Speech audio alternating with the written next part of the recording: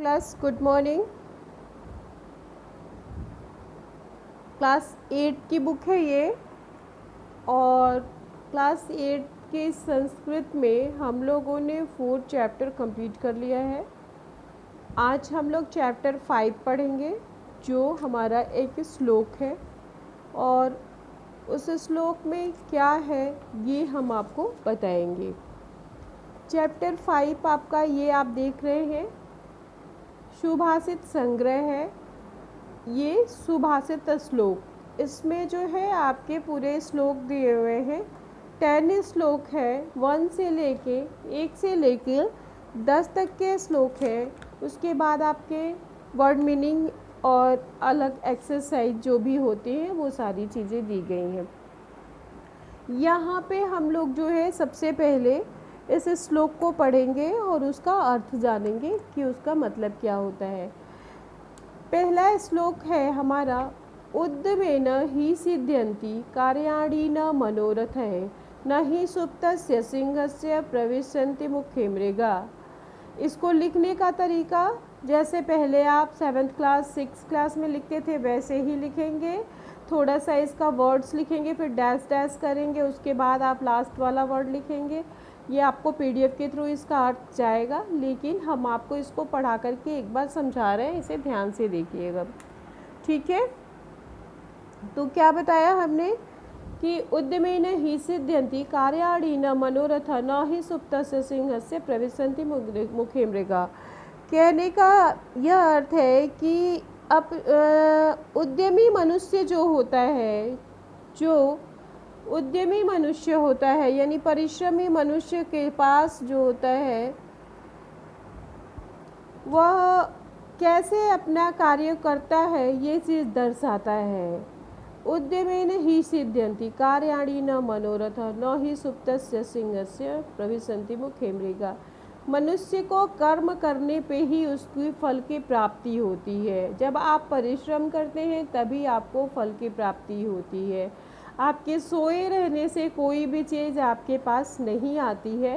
ठीक उसी प्रकार जिस प्रकार जंगल में शेर यदि सोता रहता है तो हिरन खुद चलकर उसके मुख में नहीं जाता, बल्कि उसको भी अपने शिकार के लिए हिरन को खोजना पड़ता है, यानी परिश्रम यानी श्रम करना पड़ता है। नेक्स्ट आपका है, विद्वत्वं च नृपत्वं च नैव तुल्य कदाचनम स्वदेशे पूज्यते राजा विद्वान सर्वत्र पूज्यते। विद्वत्वम विद्वान च मीन्स और नृपत्व मीन्स राजा, च मीन्स और न एव और कभी भी नहीं, तुल्य मीन्स तुलना, कदाचनम करनी चाहिए। विद्वान और राजा में कभी भी तुलना नहीं हो सकती है, क्योंकि स्वदेशे पूज्यते राजा विद्वान सर्वत्र पूज्यते। क्योंकि राजा जो होता है वह अपने देश में पूजा जाता है, उसकी जो सम्मान जो होते हैं उसे देश के अंदर मिलते हैं, उस राज्य के अंदर मिलते हैं।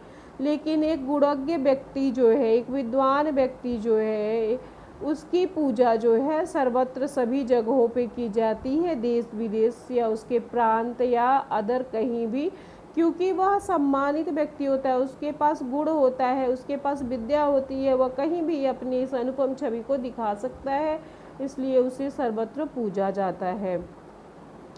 न कश्चित् कस्यचित् मित्रं न कस्यचित् कस्यचित् रिपु व्यवहारेण जायन्ते मित्राणि रिपु अवस्था।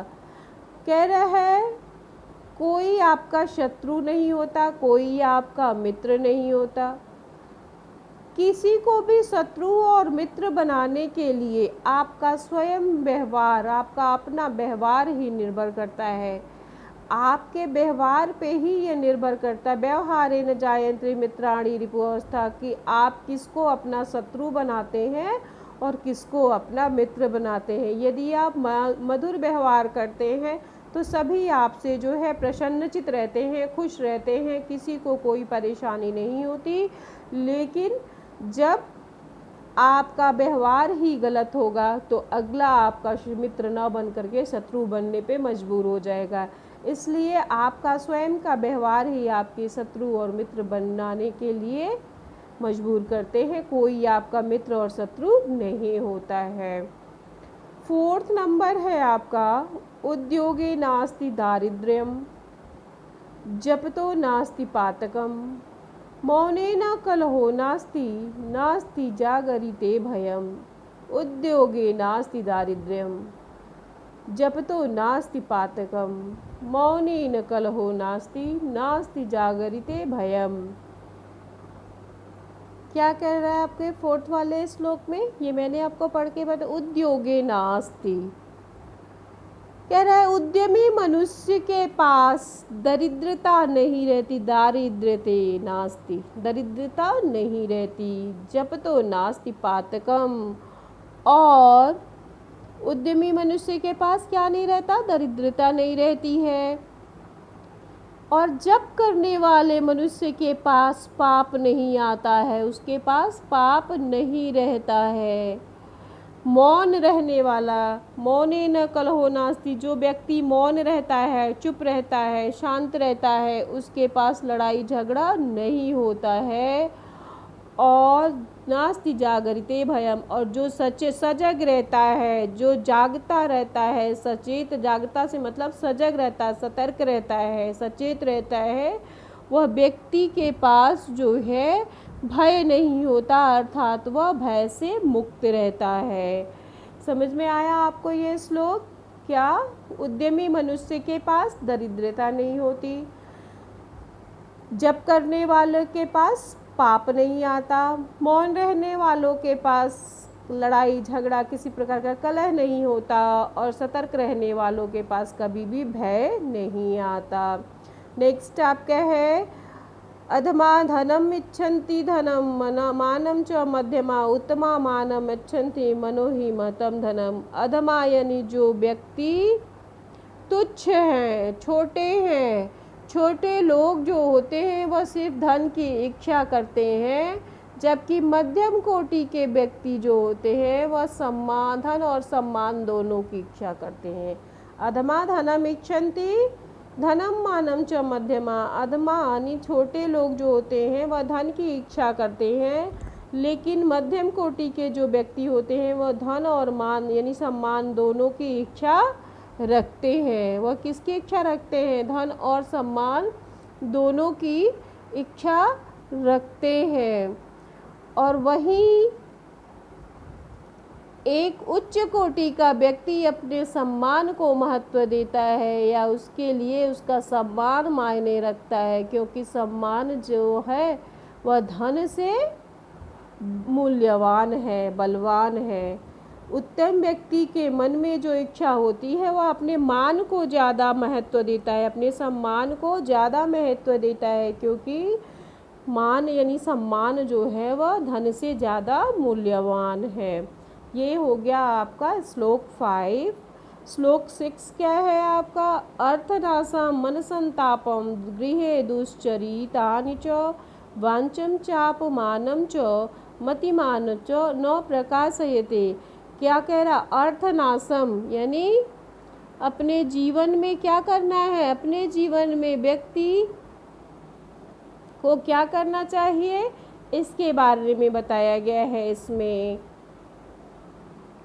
6 नंबर में क्या दिया है? अर्थनाशम मन संतापम गृहे दुश्चरितानि। अपने जीवन काल में मनुष्य को अनेक प्रकार के अनुभव हुए रहते हैं, जिस अनुभव को वह किसी दूसरे को बताना चाहता है, उसे बताना चाहता है, उस घटनाओं को वह दूसरे को बताने के लिए उत्साहित होता है। इसलिए कहा गया है कि धन की हानि, अनिष्ट घटनाओं से मिला मानसिक कष्ट, घर परिवार की दुखद गोपनीय घटनाएं और ठगे जाने और अपमानित होने का खुलासा बुद्धिमान व्यक्ति जो होते हैं वह कभी किसी के सामने नहीं करते, उन्हें अपने तक ही रखते हैं, क्योंकि अगर इन सारी घटनाओं का वर्णन वो दूसरे तक पहुंचाएंगे, दूसरे तक करेंगे, तो वह उनके लिए क्षति होगी, लोग उनको उपहास का कारण बना देंगे। इसलिए जितनी भी घटनाएं हमारे जीवन में अच्छी और बुरी घटित होती हैं उसे गोपनीय रखना चाहिए, कभी भी उसे दूसरों तक नहीं पहुंचाना चाहिए। 7 नंबर का श्लोक है आपका, यत्र नार्यस्तु पूज्यन्ते रमन्ते तत्र देवता, यत्रस्तु न पूज्यन्ते सर्वत्र सफला क्रिया। कह रहे हैं यत्र नार्यस्तु पूज्यन्ते रमन्ते तत्र देवता, जहाँ नारियों की पूजा होती है, जहाँ नारियों की पूजा होती है वहाँ पर क्या होते हैं, देवता निवास करते हैं। क्या करते हैं, देवता निवास करते हैं। और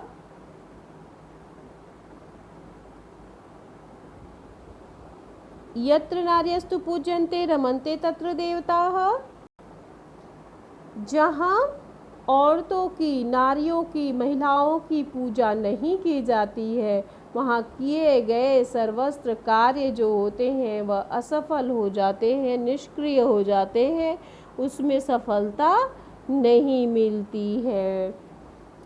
8 नंबर का श्लोक ध्यान से देखिएगा आप। ये जो आपका श्लोक है 8 नंबर, सहसा विदधीत न क्रियावम विवेकम परमापदम पदम ब्रूडते हि विस्मृशकरणाकारिणं गुणं लुब्धा स्वयमेव संपदा, सहसा विदधीति न क्रियां विवेकं परमापदां पदम्। ब्रीडूते हि विमृश्यकारिणं गुणं लुब्धा स्वयमेव संपदा। क्या कह रहा है ये, बिना सोचे समझे हमें कोई भी कार्य नहीं करना चाहिए। सहसा विदति न क्रियम विवेकम, दिमाग से सोचे समझे बिना हमें किसी भी कार्य को नहीं करना चाहिए।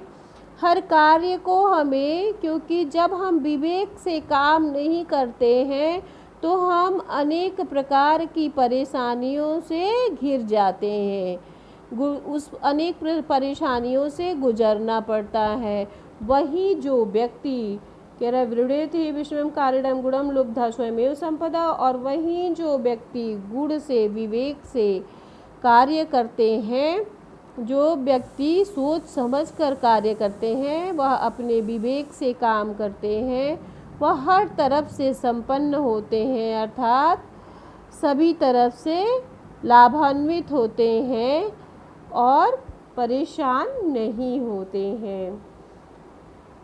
श्लोक नंबर 9 है, ध्यान से देखिएगा। अपूर्व कोऽपि कोशो अयम विद्यते तव भारती, वेदो बुद्धि मायाति क्षयमाति संचयात। अपूर्व कोशोऽपि, यानी हे सरस्वती माँ, आपका यह विद्या रूपी खजाना यानी अनोखा ही है।